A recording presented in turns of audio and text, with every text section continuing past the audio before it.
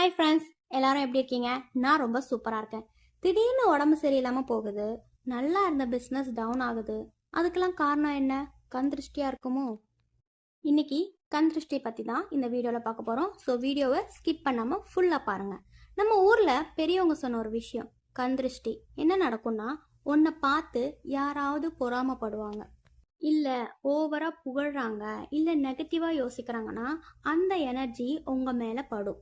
அதை நம்ம எப்படி தெரிஞ்சுக்கிறது அப்படின்னா, அதுக்கான சில சிம்டம்ஸ் இருக்குது. திடீர்னு நல்ல சுறுசுறுப்பாக இருந்திருப்பீங்க, திடீர்னு சோம்பல் வரும் உங்களுக்கு. உங்களுக்கு எந்த விஷயமே சாப்பிடவே பிடிக்காது, உங்களுக்கு பிடிச்ச சாப்பாடு கூட உங்களுக்கு சாப்பிடவே பிடிக்காது. நைட்டு சுத்தமாக தூக்கமே வராது. வீட்டில் நிறைய சண்டையாக போகும்.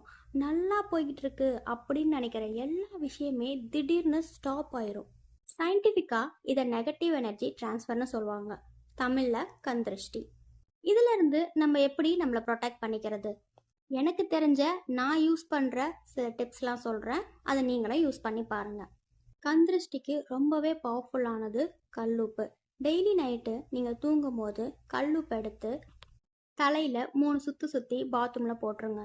இது கேட்கவோ பார்க்கவோ சிம்பிளாக இருக்கும், பட் ரொம்ப ரொம்ப ரொம்ப பவர்ஃபுல். ஏன்னா கல்லுப்புக்கு நெகட்டிவ் எனர்ஜியை அப்சர்வ் பண்ணுற சக்தி ரொம்பவே இருக்குது.